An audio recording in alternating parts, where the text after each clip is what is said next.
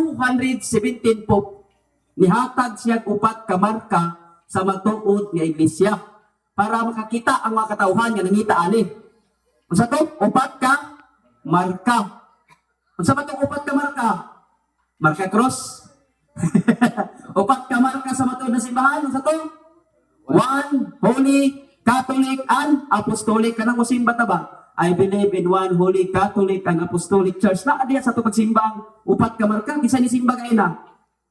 Hala, way nalimba kay na? Hala, kalimot mig simba pa. Giuna sigurong ligo, unang madyong. Ligo-ligog dagat. Sa mga tanong, ang upat katimaan sa to? One, Holy, Catholic, and Apostolic. So nga nung one man ang unang timaan, tungod kay isa naman ka simbahan ang iyang gitukod. Motong gain akong gibasa no? And I tell you, you are Peter, upon this rock, I will build my church. Pila ka church? Pag siya niyog, I will build my churches. So I will build my church. Usar ka simbahan. Unya, kulong sa 1:18, si Kristo mao ang ulo o ang simbahan mao ang iyang lawas. Meaning siya dahil ang ulo sa iyang simbahan nga mao ang iyang lawas. Pila may lawas ni Kristo? Pila may lawas ni Kristo? Isa ra. So isa ra gid ay kasimbahan ang gitukod. Unya kulong sa 3:15, gitawag kamo sa usa lamang kalawas. Usa ra kalawas. So kung atakihon dahil nato ang simbahan, giatake dahil nato ang Ginoo, ang lawas ni Kristo, na mao ang iyang simbahan, ang iyang lawas. So kung giatake ni mga Katoliko, gidaot nimo, giatake dahil nimo ang iyang lawas. So masakitan si Kristo, dili. Kung siya kuno na imong tiyan. Di ba sakitan, di ba? Muna ka, kung giatake nimo ang simbahan, giatake nimo ang nagtukod nga mao si Kristo. Unya, Juan 17:11. Nag-ampo si Kristo ani, unsa may giampo? O karon wala ako kanimo. Dili na ako magdugay dinhi sa kalibutan apan sila magpabilin dinhi. Balaang amahan, bantay sila diha sa gahom sa imong ngalan. Ang ngalan nga imong gihatag kanako aron sila mausa ingon nga ikaw ug ako usa lamang. Unsa dai gusto ni Kristo? Mausa ra. Dili siya gusto og magkatibulaan. Kaya ba siya?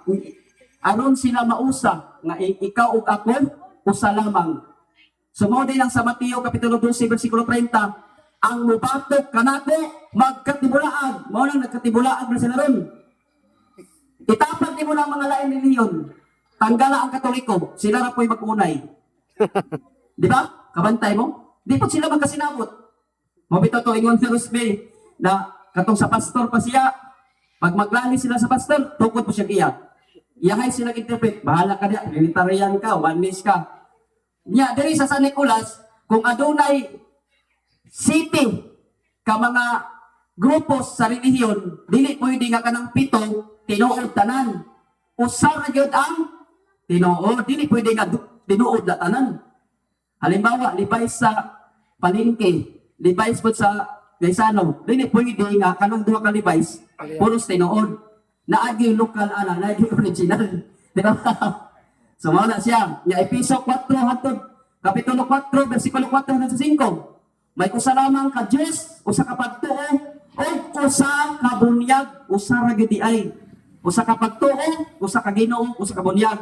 Mao na nga ang atong simbang Katoliko, kung unsay tuuhan, unsay itudlo sa ministeryum, tuuhan ato tanan. Dili ta mag-iya-iya og interpret. Halimbawa, itong gingon ni Brad Romy Mariology, katong gitudlo niya, obligado kita nga mudawat, isip Katoliko. Kaya doon naman tayo sa kapagtuo. O kung simba ta, kung unsay unang pagbasa, dito sa Vatican, maura na tanan. Unsay gospel karon, maura na tanan, dili lahi-lahi. Dili pa rin sa laing sikta nga, kung magbuhali si pastor, iya pong diskarte. Dito po ka pastor, lahi po nilang gamit nga bersikulo karon adlaw. Dili sila uniform. Ang Katoliko, uniform. Kamo may gusto sa Ginoo. Unya, Juan kapitulo 10, bersikulo 16. Ingon si Kristo, ako adunay ubang mga karnero nga wala mahisakop niining turila. Kinahanglan dadon kausab sila ngani ug mamati sila sa kong tingog ug mahimo silang usa na lamang kapanon ubos sa usa ka magbalantay. Pila ka panon? Usa ra ubos sa usa ka magbalantay. Ang magbalantay dire si Father Glenn Acosta. Ang atong magbalantay sa tibok kalibutan si Pope Francis. Muna usa ra gyud ka magbalantay. Muna ka ang iya daw nadaw uban nga mga tawo nga naa pa sa lain rin himuon niya usa na lamang. Mo to si Rusbe gikan sa lain relihiyon gitawag siya sa Katoliko para mausa siya. Kaya pa man siya masakop sa una. Namutbok naman sa una sa pastor pa. Karon bot ala sa Katoliko. So okay. So dili no punta sa huli. Nganong huli man ang simbahan? Huli ba tungod sa mga CFD nga mga kuno mga no, mga balaan? Dili no? Dili balaan ang simbahan tungod sa mga kaabag. Balaan ang simbahan tungod kay ang nagtukod balaan man Lucas 1:35. Tungod niini ang balaan nga bata tawgod nga anak sa Dios si Kristo may gisgutan nanin. So si Kristo di ay balaan.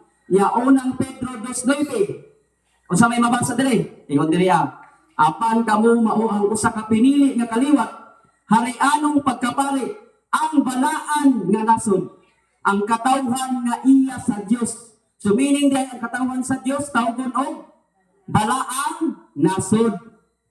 Unya sa unang Pedro 1:16 kay nasulat man kinahanglan nga kamo magbalaan kay ako balaan man.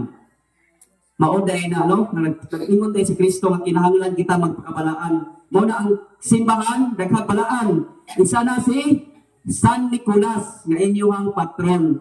Ang laing sikta di mo to og santos pero nagpuyo sa San Nicolas. No? Di mo to og santos pero nag-eskwela sa San Vicente de Paul Paris. Pangalan sa santos. Ano nag-eskwela? No? Di ba? So, mao na siya. Amen? Amen. Okay. So, may kaupat na timaan ang unsa ito? Ay, katuloy pa rin. Nagdali, mago. Ikatulo, Catholic. No? Gikan sa Greek. No? Nga kata hulos. Kata means throughout. Nga hulos means whole. Kinatibukan. So, kata hulos, kung sa English, universal. Sa Latin, universam. Mo siya Catholic. Lanong gitawag mag-Catholic. Tungod kay sa Bisaya, mukaylap siya. Mo nang niabot ang Katoliko diri sa San Nicolas. Ug naay mga gwapa-gwapo nga mga Katoliko ron. Ngay kaylap man ang Katoliko. Sa unang panahon pa moabot diri. Karon kay mukaylap man, di ba? Mo nang giingon diha sa Mateo 28 bersikulo 19 hangtod sa 20. Busa adtuin ninyo ang mga katawhan sa tanan nga dapit. Asa kuno? Tanan nga dapit. Atuan kuno ang katawhan. O gimuan ninyo sila nga akong mga tinun-an. Bautismohin ninyo sila sa ngalan sa Mahal, sa Anak o sa Espiritu Santo. Tudluin ninyo sila sa pagtuman sa tanan nga akong isugo kaninyo. Hinumdumin ninyo nga kauban ninyo ako kanunay hangtod sa katapusan sa kalibutan. Kaya mapamanatapos sa kalibutan, nag-uban pa si Kristo sa iyang simbahan nga mao ang iyang lawas. Wala niya biyai. Walay oras, minuto ug segundo nga gibiyaan niya ang simbahan. Musa kitang Katoliko, dili ta mo biya sa simbahan nga mao iyang lawas. Di kay tagaan rag noodles o dong tinapa, mapalhin na dayon. No? Wa gani ni palhin ang mga apostolis nga gipamutlang gigulo. Diba? Sila ang first generation Christian. Kaya kung ni-surrender sila, wala ta karon. Di ba? Wala. Mauna mga igsoon nga, padayon ta sa atong pagkakatoliko. So, unsa tong simbahan? Catholic. Ikatulong timaan, universal. Unya sa Marcos 11:17, ang akong balay, pagkatugog balay, alampuanan sa tanang nasod. Sa tanang nasod yun. Mukaylap din siya, bulupok. Bisan sa Jerusalem, sorry, Putros Pacalares, no? Para yun nga na SDA dito ba? Pero di dito simbahan, apartment dito. 3 minutes? 2 minutes. Ay, 2 minutes. So, ang last nga timaan mo ang apostolic. Ganong apostolic man? Tungod kay unang rason, unang punto, si Kristo, apostol. Atong masaon, Hebreo 3:1. Busa mga igsoon ko nga mga katawan sa Dios, ug sama na kong mga tinawag sa Dios, nga mahimong kauban niya sa langit. Hinumdumin ninyo si Jesus, siya ang apostol o pangulong pari. Unsa kuno si Kristo? Apostol o niya pangulong pari. Mao na nga naatay mga pari kay siya pangulong pari man. Di man ka matawag og pangulong pari kung wa kay sako. Di man ka matawag og CFD president kung wala kay mga CFD nga under. Ya, kung sinay tinuod nga reliyon, ano man sila pare? Diba? So, balik ta sa tema.